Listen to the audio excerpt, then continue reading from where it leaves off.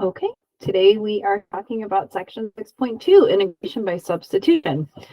We're going to integrate using substitution to integrate compositions of functions where appropriate.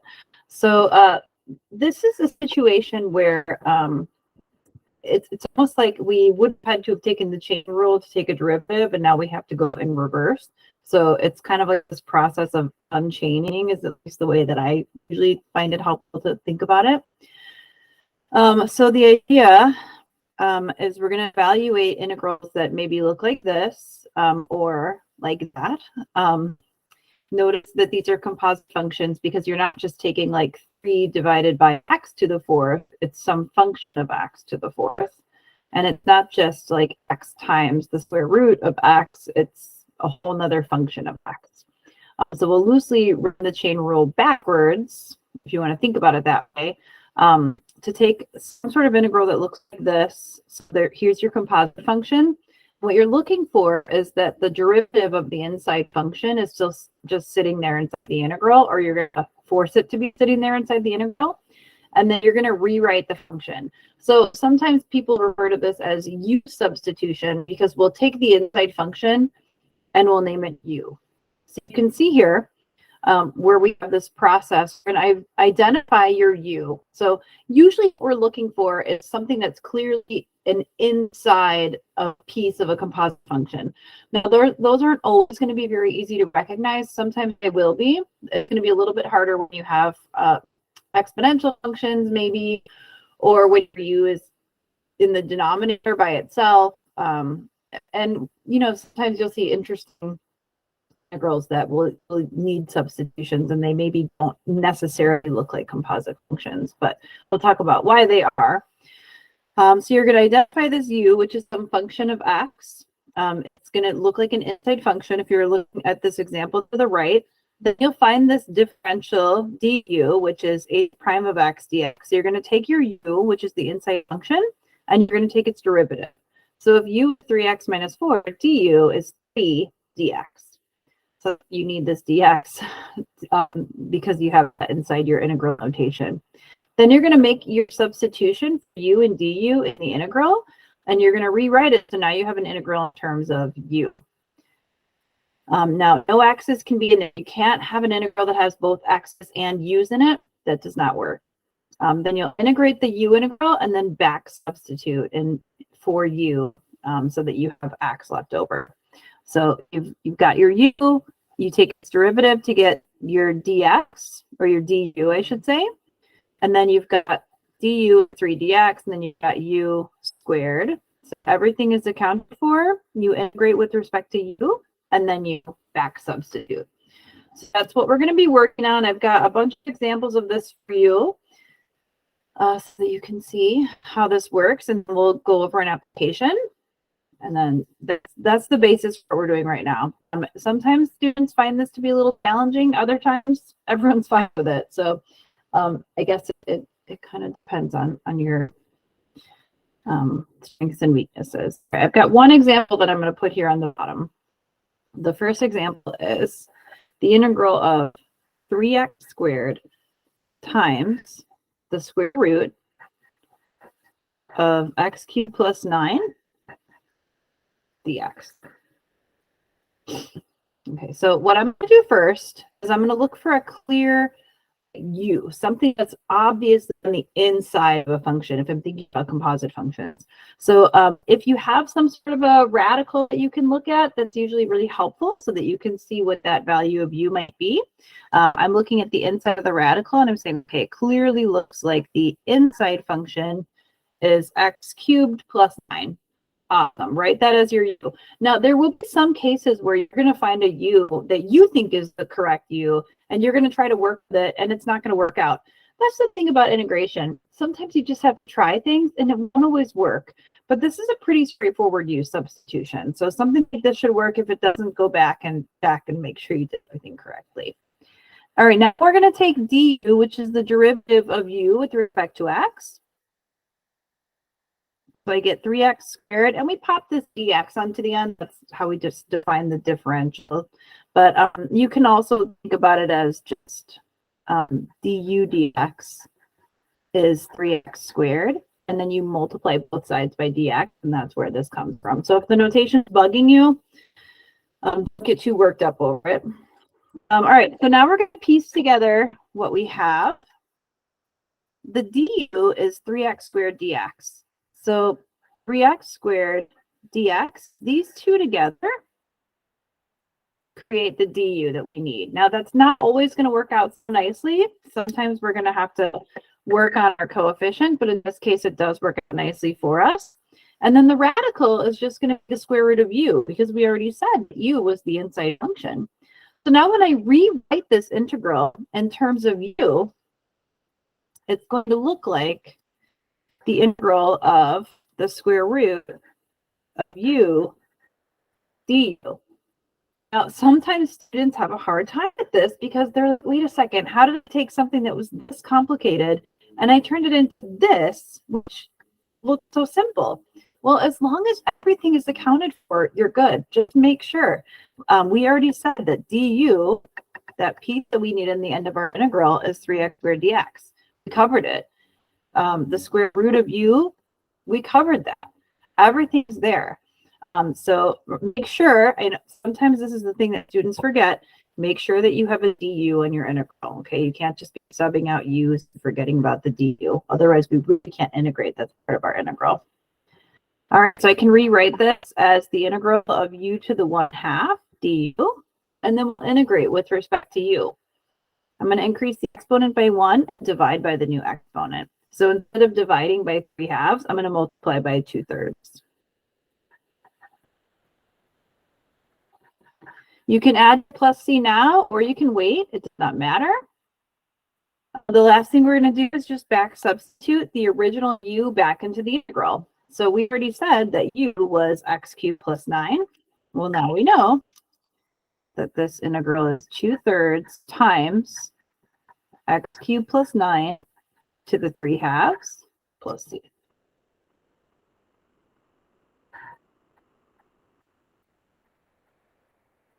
And that's it. So that's how we're going to work on these. They're all going to be kind of similar. Some of them get to be a little more challenging, but nothing too crazy. But this technique is outrageously important because with integration, like we've stated before, you really do have to fit a specific form. If you're undoing a chain rule, you have to be able to fit what that derivative looks like. Oh, and by the way, speaking of derivatives, you can always double check to make sure that the derivative of your integral matches back up again. So like, for instance, if I wanted to check this, and I'm not going to do this for all of them, I just want to show you how this works. You could take the derivative of the integral with respect to x and make sure you get back what you started with. So we could say the derivative with respect to x of, oh, I should put my function in here, 2/3 times x cubed plus 9 to the 3/2 plus c is, and I'm going to bring the exponent down. I'm going to use the chain rule to take the derivative. 2/3 times 3/2, keep the inside function, decrease the power by 1, and multiply by the derivative of the inside function. The derivative of the constant is 0. 2/3 times 3/2, those give you 1.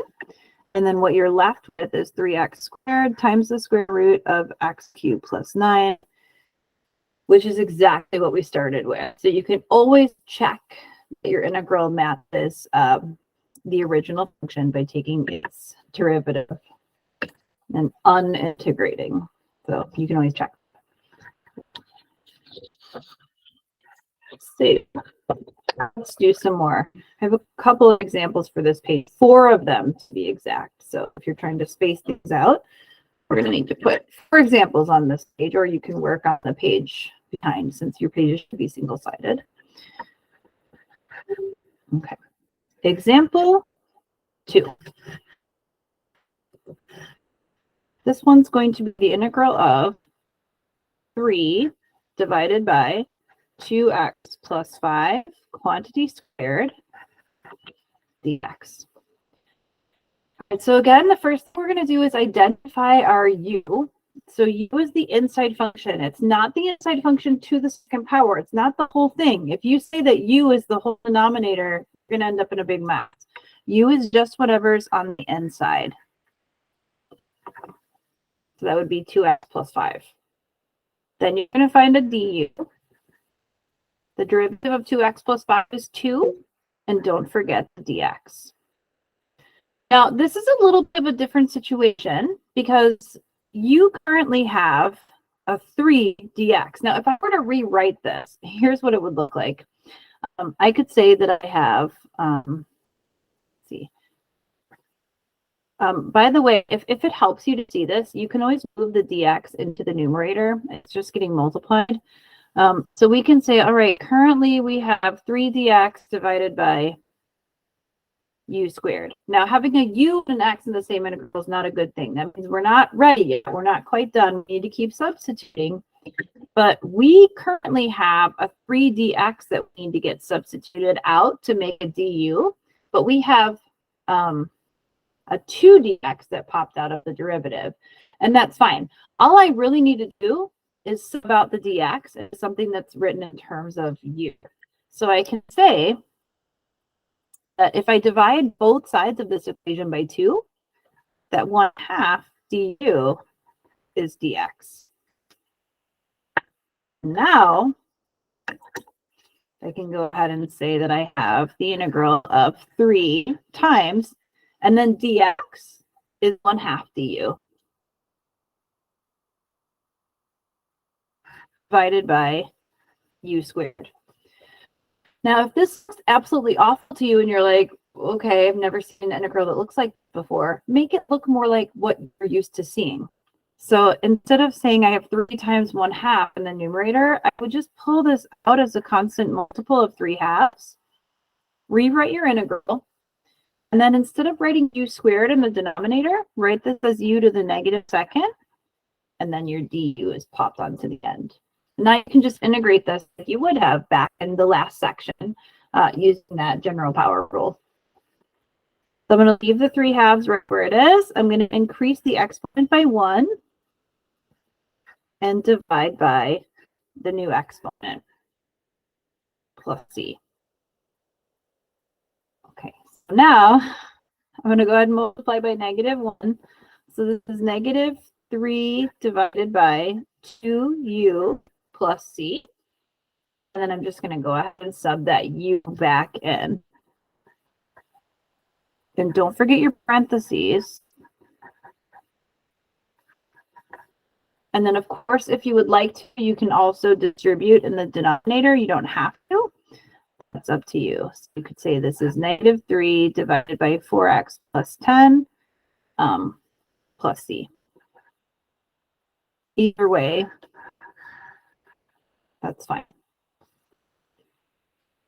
Okay, so that was an example that you're going to see quite a bit of. Honestly, you're going to have to do a lot of this, like switching of the constant multiple. So if you have constant multiple, remember that you might not always get that same constant multiple to pop out of the derivative. In this case, we had a 3. We ended up finding a 2. That's okay.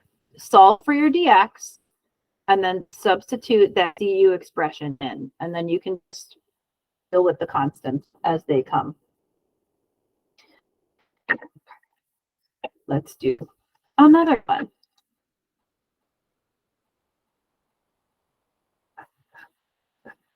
This one is the integral of x divided by the square root of 3x squared minus 4 dx.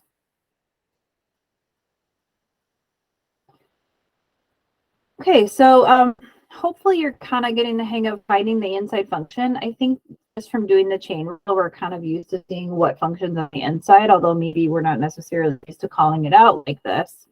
We're going to go ahead and say that u in this case is the radicand, which is 3x squared minus 4, and then we'll take its derivative. Du is 6x dx. Now, if you're like, wait a second, we haven't had a derivative that's had an x in it before, that's okay, because we actually want that to happen. You have an x and a dx that we need to substitute out. You don't have a 6, but that's okay. You can divide both sides by 6, and you can say that 1/6 du is x dx. So I'm going to write this one more time so that you can sort of see how everything gets substituted in. And I'm going to write the dx in the numerator because I find that to be more helpful. Okay, now I can say, notice that I haven't really changed anything at this point. I just moved the dx into the numerator. But now I can say that x dx is 1/6 du. And then this quantity in the denominator is just the square root of u. And once we get all these pieces labeled so we know where everything is going and everything's accounted for, we'll just rewrite the integral in terms of the variable. So the 1/6 du, well, I'm just going to leave this. You can put it in the numerator if you want. That's fine. I will for right now, just so that you can see everything get directly substituted. So your new integral looks like this, 1/6 du divided by the square root of u. And then we're going to rewrite it so that we can integrate it using the integration rules we already know. So I'm going to leave the 1/6 here. U to the 1/2 in the denominator is going to come up to the numerator as u to the negative 1/2. And we'll integrate. Okay, so I'm going to increase the exponent by 1 and divide by the new exponent. So this will be u to the positive half. And when I divide by 1/2, I'm going to multiply by 2. Just leave it like this for now. Dividing by 1/2 is multiplying by 2. So this means 2/6. And then u to the 1/2 is the square root of u plus c. And then we'll back substitute for x. So instead of the square root of u, I now want to switch u back to the original expression since we've already integrated. So this will be 1/3 times the square root of 3x squared minus 4 plus c.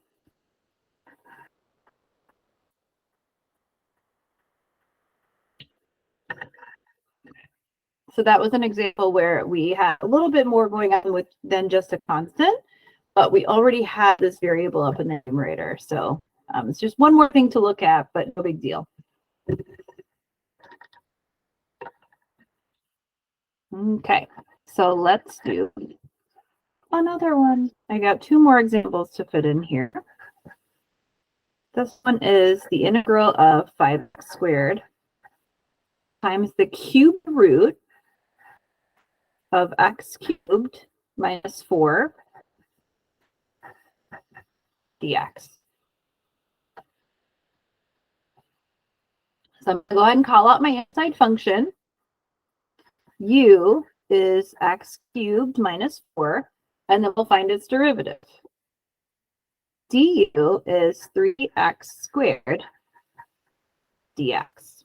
And again, we have this issue with the coefficient where we are definitely looking for an x squared dx because we have that, but we don't have a 5, and that's okay. If I want to just get x squared dx, I can go ahead and rewrite this by dividing both sides by 3. I can say that 1/3 du is x squared dx.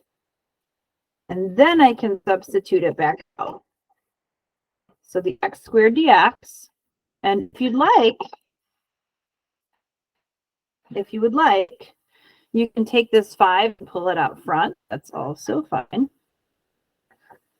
And also, if you'd like, you can take this cube root and move it to be the first factor. And then you can write your x squared dx. Okay. So everything is still there. I've just sort of rearranged it, and I only did that just to make it a little bit easier to see what's going on. X squared dx is 1/3 du.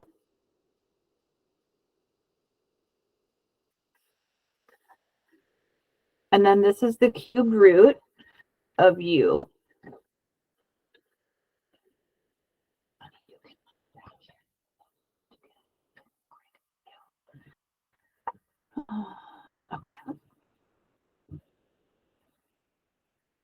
Sorry, my kindergartner's homesick, which is life. What was I doing? All right, this is the cube root of u. or u to the 1/3, if you'd rather look at it that way, since we're going to have to integrate it anyway. All right, now we'll piece all of this back together. So the 1/3 du, and if you want, we can just substitute it just directly so you can kind of see how everything fits in. So this is 5 times the integral of, we have u to the 1/3 times 1/3 du. So everything's accounted for. You can see all the components, 5, u to the 1/3, and then 1/3 du. And now we can just go ahead and rewrite this so that we can integrate it. 5 times 1/3 is 5/3. And then we'll write this as 5/3 times the integral of u to the 1/3 du. When we integrate this, we'll increase the exponent by 1 and divide by the new exponent. Then we'll simplify and back substitute. So 5/3 times 1/4 is 5/3 times 3/4. And then we have u to the 4/3.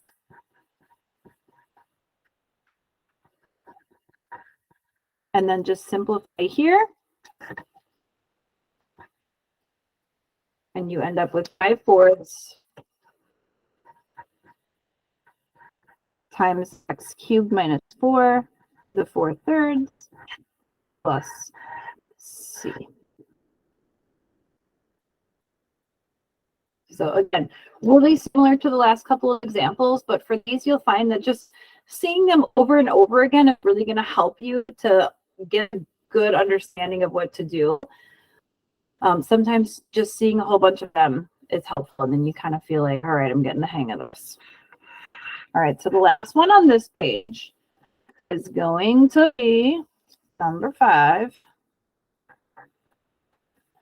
This is the integral of x divided by x squared minus 1 dx.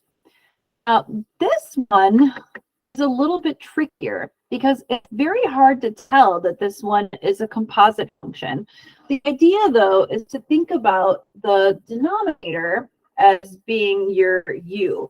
If you can't look at this and get a really easy u put together, a lot of times you try to check to see if the denominator can be u. Another reason you might be thinking the denominator is u is because the derivative of x squared minus 1 is 2x, and you have an x in the numerator.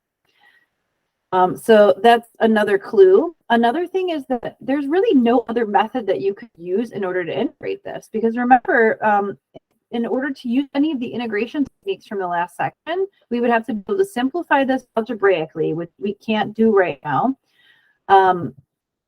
And really, that's honestly like the only other technique we could use, because we can't split up this numerator because we only have one term in the numerator. So it's not like you could even split this up into different fractions. So when in doubt, if there's no clear inside function, let the denominator be u. If there is no clear inside function, let the denominator be u.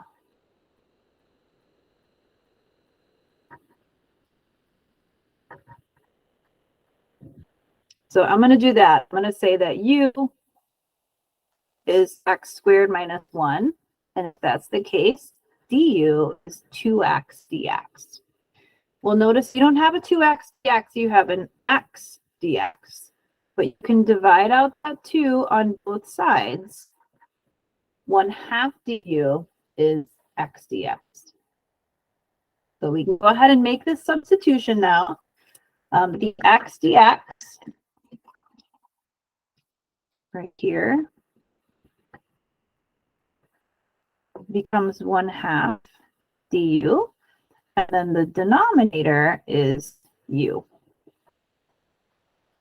So I'm going to turn this into 1/2 du over u. Oops. Oh no, this marker is getting very hard to see. It's terrible. All right, I'm going to take the 1/2 out front. And I'm going to move the u up into the numerator. So right now, actually, you know what? Let's not move the u into the numerator because I think you will probably be able to recognize it more easily like this. So back in the last section, we talked about how if we were integrating like x to the negative first, we wouldn't write it like that. Or if we had 1 over u, we wouldn't write it as u to the negative first. And that's because this fits a very specific special case where you're talking about x to the negative first, or in this case, u to the negative first. This function is just the derivative for the natural log. So we integrate this as the natural log of u. However, when we integrate the natural log, we have to remember to put those absolute value bars around that function because we cannot take the natural log of a number that's not positive. So we have to force it to be positive. And then we'll back substitute for x. Now, when I back substitute for x, it gets a little more interesting. I'm going to keep the absolute value bars on here for a minute and just sub in x squared minus 1 for u. And what you might notice is if you're checking this on WebAssign or in your textbook or something like that, you would notice that sometimes you don't actually see the bars on some of these values. On this one, you will see the bars. But if you see something like, make a little tiny note to you down here. In this case, we have x squared minus 1. But if you saw something like x squared plus 1, you could drop the bars because x squared plus 1 is always positive. Now, that's not what we have in this case, but that expression seems to pop up all the time. So if you have a value that's being squared, it's always positive. And then if you're adding a number to it, it's going to stay positive. Now, that's not the same for x squared minus 1. So let's say x was some value that was less than 1. You squared it, and it would still be less than 1. And then when you subtracted 1 from it, you'd end up with a negative value. And that's why we have to have the bars on for x squared minus 1. But if you had x squared plus 1, you could remove the bars. So I don't want you to think like we always, all the time, have to have bars on the natural log. It just depends on what's actually in that argument for the function. Wonderful. All right, so that was examples 2 through 5. I have some more examples for you.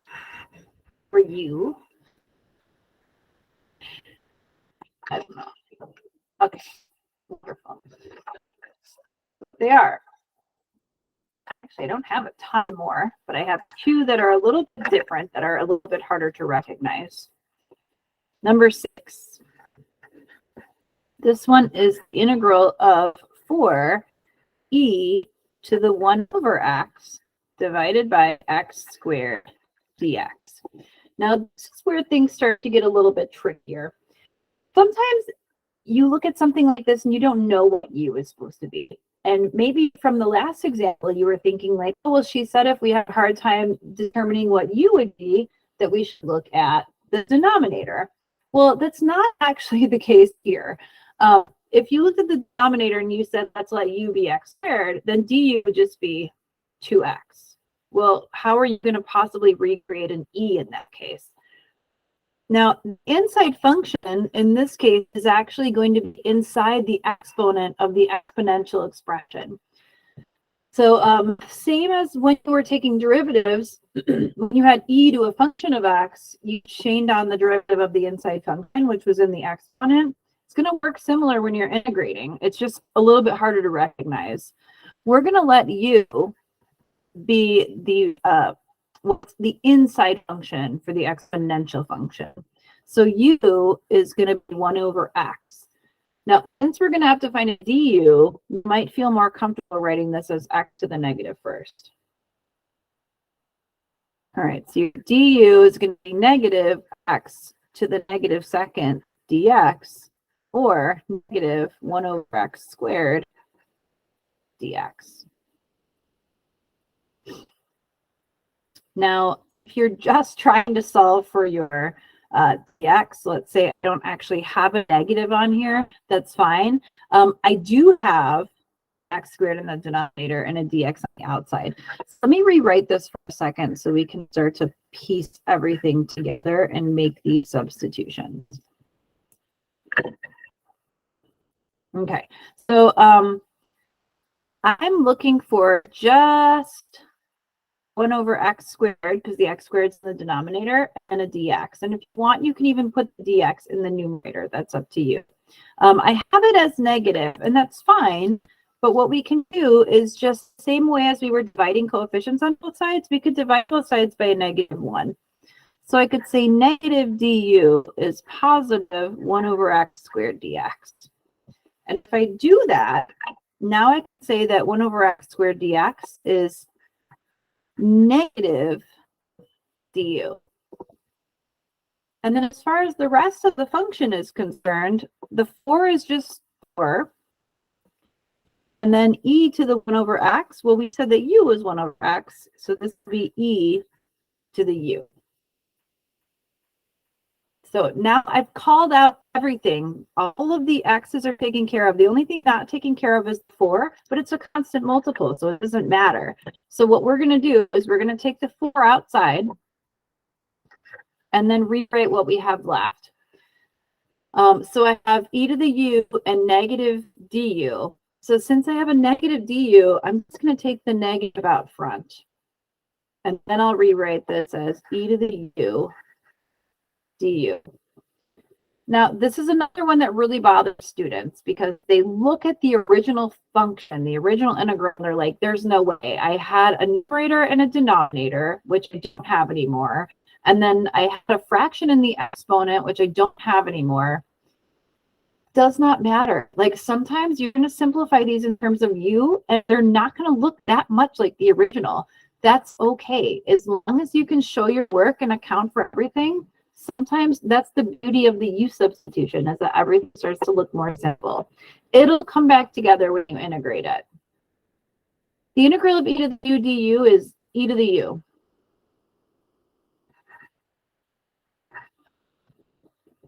Now we're just going to back substitute and put the x's back in. So we said that u was 1 over x. So when I back substitute, I've got negative 4e to the 1 over x plus c. And that's it. Now remember, you could always check this with the derivative if you were trying to do that, just to show you, because I feel like students see this and they're like, all right, I'll take your word for it. If you were going to check this, you would be taking the derivative with respect to x of the answer that you got, which is negative 4e to the 1 over x plus c, right? All right, so the derivative here would be negative 4e to the 1 over x, and then multiplied by the derivative of the inside function. And the inside function will be 1 over x. We just said that its derivative was negative 1 over x squared. And the derivative of the plus c would just be plus 0. A negative times a negative is a positive. And you end up with exactly what you had inside your integral. If things look funny to you, check them. It's always, not always, you don't always have to do it, but it's helpful, especially if you're confused and you're like, oh, I don't know, this looks weird to me. Just check it. All right, I have one more on this page, and then we'll move on to the last page. We're really flying through this today. Number 7 is the integral of 3 ln x divided by x dx. This is another one of those u substitutions in disguise. So it's not really clear what your u should be. And again, you're like, wait, she said that if it's not clear, we should let the denominator be u. Well, that's not going to work for you. You could always try it, but if you let u be x, well, du would be just dx. And where would you get the natural log from? You can't just make it up out of nowhere. So we're going to have to think about what other things we could do here. So a lot of times you'll see with the natural log function that you usually can let u be the natural log of x. The reason is when you take the derivative of u, derivative of the natural log of x is u prime over u, which is just 1 over x dx. So we talked about that in section 5.5. So this is actually really good because even though you're like, how is this good? I don't think it looks that great. Well, think about it. I'm going to pull the 3 out. I'm going to move the dx into the numerator so you can see this a little bit better. But what we actually have here is the ln x just becomes u. And then the 1 over x dx becomes du. That's it. It's just this super straightforward u substitution. And when you look at it, you're like, wait, it's almost just like what just happened because it's so subtle. But it really does, you really do account for everything here. So this 3 times the integral of u du. And you just turn this into one of the most basic integrals you could possibly integrate. Okay, so the u came from ln x, the du came from dx over x. So of course you could always rewrite this as dx over x if you wanted to really match that up. I know sometimes just rewriting things is the tricky part. Right, so u squared over 2 or 1/2 u squared, if you've gotten used to doing that, gives you 3/2 u squared plus c. We're going to back substitute this for x. We know that u is ln x. When I rewrite this in terms of x, I'm just going to take that entire ln x function, square it, and add c. So don't make ln x squared. It's got to be ln x quantity squared. Okay, and again, this is something where if you wanted to, you could check it with the derivative. Since it's a little funny looking, maybe I'll do that with you. So for your check, we'd be taking the derivative with respect to x of our answer, 3/2 times the natural log of x, quantity squared, plus c. To take that derivative, you're bringing down the exponent, rewriting the inside function, decreasing the exponent by 1, and multiplying by the derivative of the inside function using the chain rule, and the derivative of c would be 0. And this gives you 3 ln x over x, which is exactly what we started with. Again, you're just going to have to practice these and see a lot of different examples, and you'll get the hang of it. Students always do. It's just with these trickier ones where you just have to put a little bit more thought into, well, what if this is you? What happens? What if that's you? What happens? Okay, I have, I think, one more example, and then we'll do an application. One more example. We'll do example 8.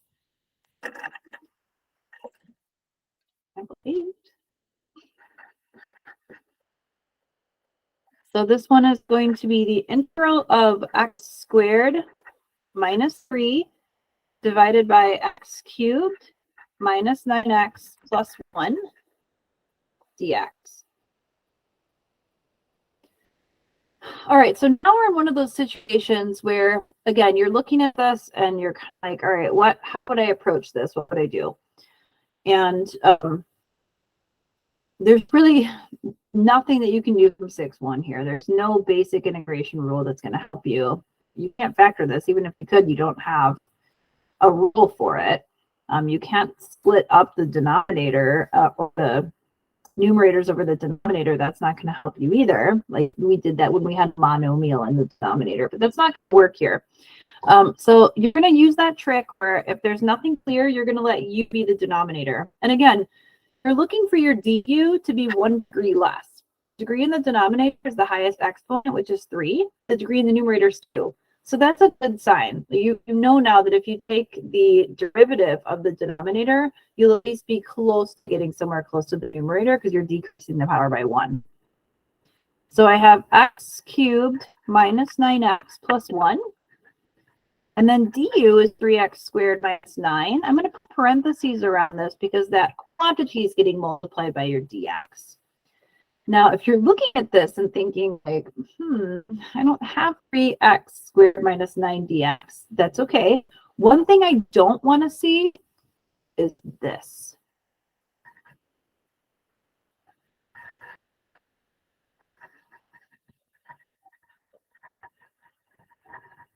And then you're like, oh, maybe I could just solve for this x squared dx. Don't do that. I'm going to put a big like, no. I see students do this. You can multiply and divide on both sides of this equation, but you can't add and subtract. I mean, the dx is being applied to this whole thing. I think maybe that's the problem is students don't put the dx on, and then they don't realize that like this is all stuck together. This is a big no. Don't do that. I will show you what to do though.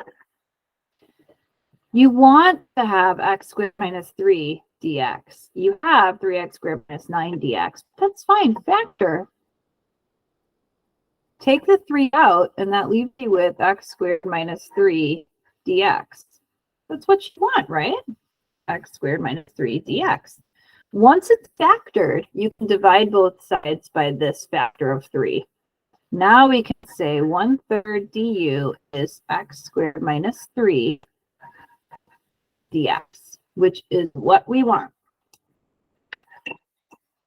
Okay, so now we can go ahead and say that this x squared minus 3 dx is 1/3 du. And then the denominator is u. And then you can make your substitution. So this is not necessarily tricky, but it's the only one that we've done so far that has 2 terms in the du. Usually we just have 1 term and maybe we have to deal with a coefficient. This time we had the 2 terms, and this is how you're going to handle it. These problems for you are going to be written so that you are able to do them. So something like this is a technique you should see on your homework. But you're not going to have a situation, because I know someone's thinking like, well, what if this ended up being like x squared minus 4 instead of x squared minus 3?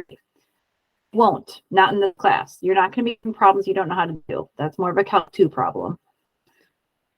Okay, so I'm going to rewrite this as 1/3. I'm going to take the 1/3 and put it up front. And then I have 1/u du.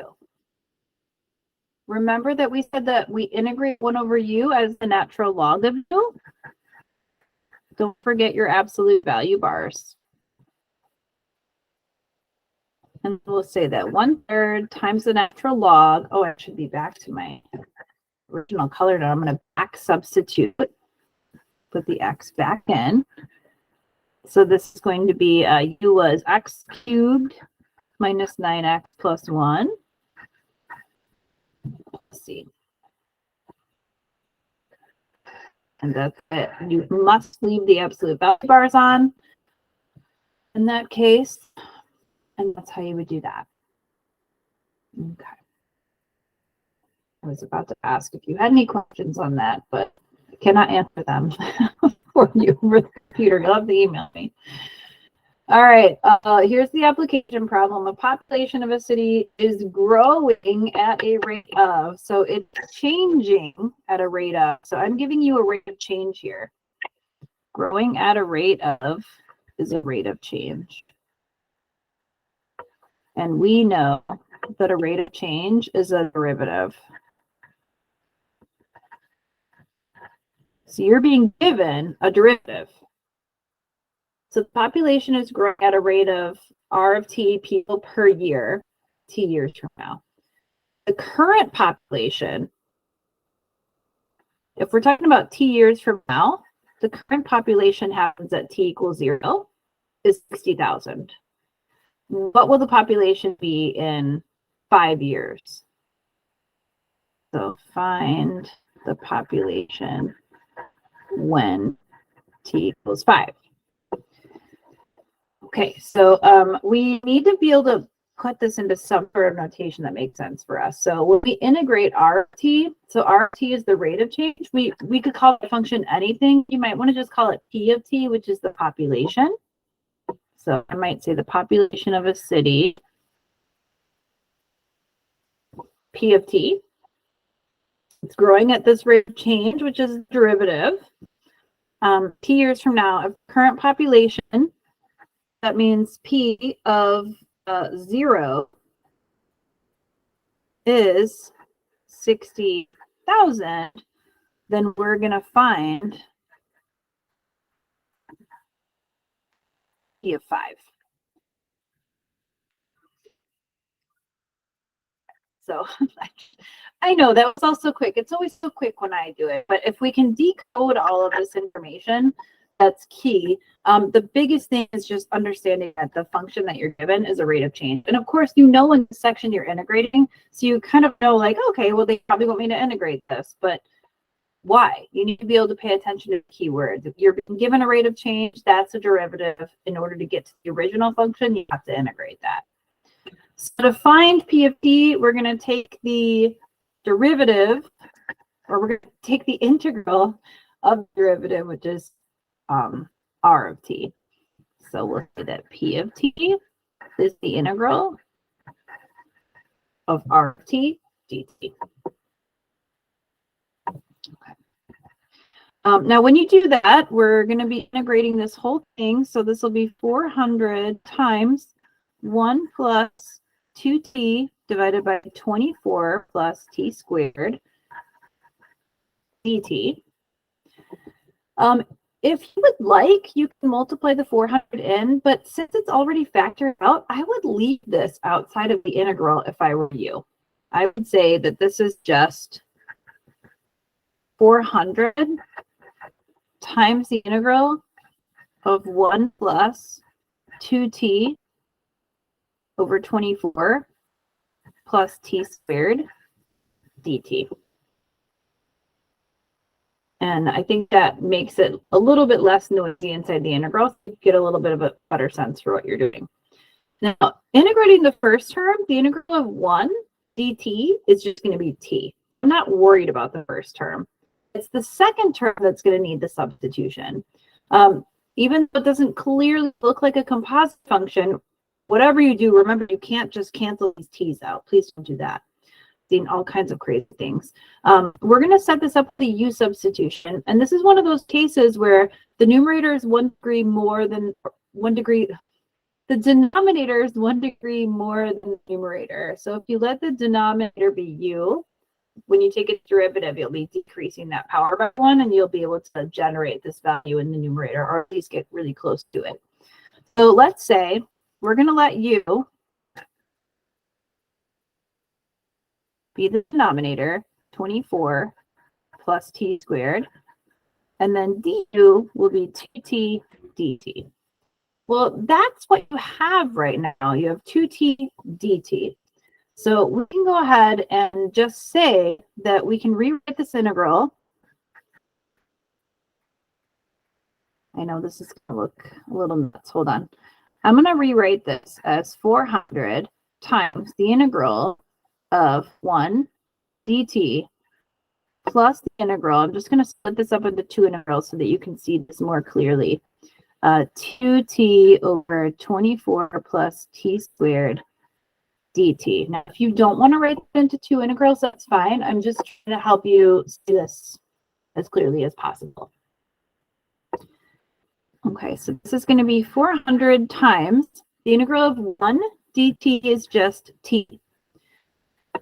Now, the next term, we're going to rewrite this now. 2t dt gives us du, and then the denominator was u. We're going to have to, of course, rewrite this in terms of t, but we're going to integrate that first to get there. So this is 400 times t plus the natural log of u. And then we'll rewrite this one more time to get everything written in terms of t. Don't forget your plus c. So now we have 400.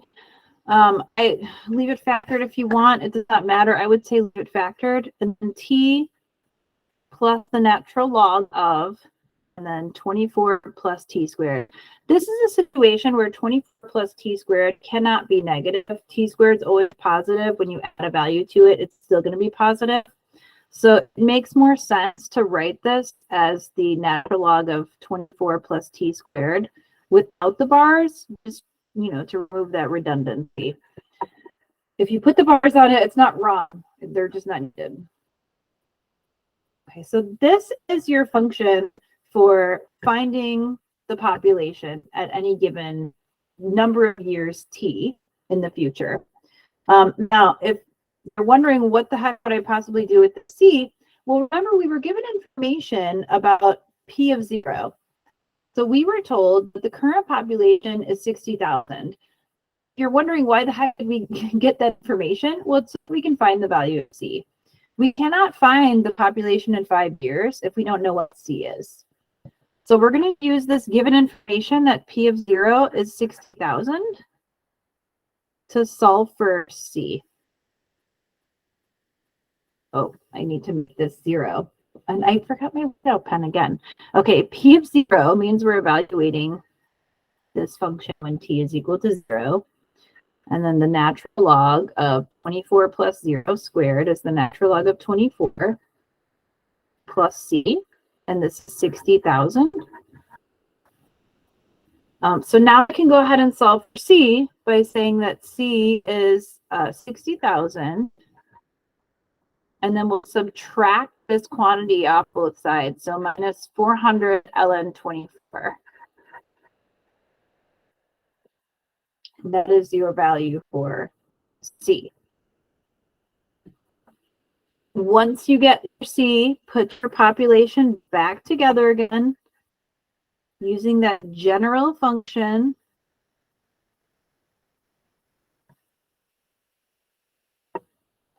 And you can write this any way you would like. I'm just going to leave it exactly in the order in which I found it. And then you'll find p of 5. All right, so recapping. P of t was the integral of r, because r was a rate of change. Okay, so we integrated the derivative to get to the original function. We used a use substitution to rewrite this integral. I split up the two terms. We had t plus, and then when I integrated the second term, we got the natural log of u, which was the natural log of 24 plus t squared. So this was our population function. We used an initial condition, which was the p of 0 is 60,000 to solve for c by letting t be 0. Okay, and then once we did that, we plugged our value of c that we obtained back into the function. So these two p of t's are exactly the same. The only difference is this one has the value of c in it. Now to find p of 5, which is what we're looking for, the population in 5 years, you're going to let t be 5. Okay, so you have 400 times 5 plus ln 25 plus 20. Okay, 5 squared is 25. I'm getting ahead of myself here. I'll just switch the order of those terms.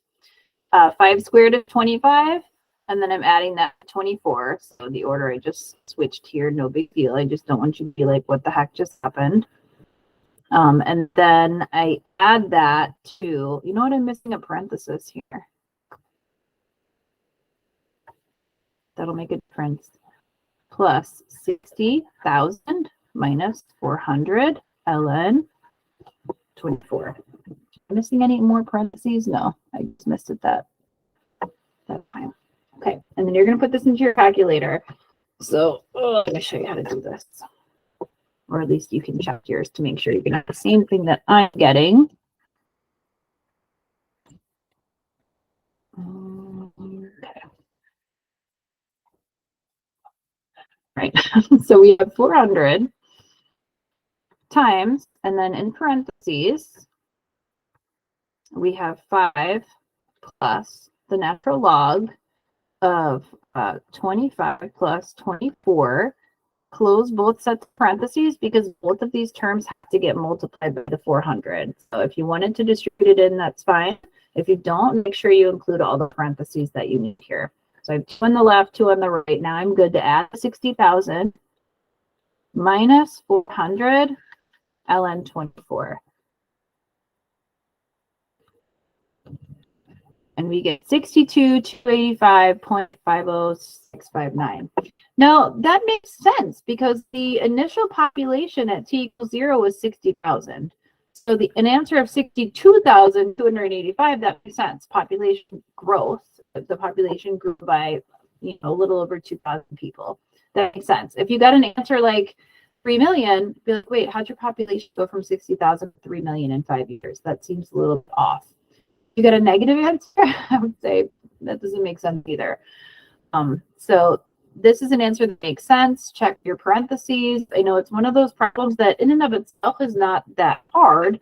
It's just that you have to make sure that all the little pieces are there. And sometimes it's just a simple matter of making sure that your parentheses are all there. So let's say 50659.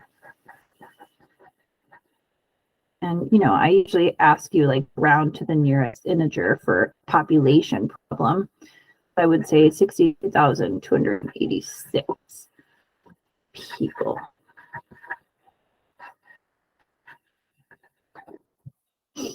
All right, that's it. So hopefully you got a good idea of how these substitution problems work when you're integrating. You're usually looking for some sort of an inside function, but not always. Sometimes it's going to be the denominator. If you're looking at exponents and logarithms, you have to really think for exponents of looking at the inside of the exponential function. For a logarithm, a lot of times you're really letting the log be used, but not always. It depends on what else is going on in the problem. That is all. I hope that you will enjoy going through these. It's just such an important section, very important. Everything else that we're going to do in this chapter is going to use this type of integration. So it's really important that we get a good handle on how to do these problems. That's it. Good luck with your homework, and I hope you will enjoy the rest of your day. I will enjoy the rest of my day. Okay. Bye-bye.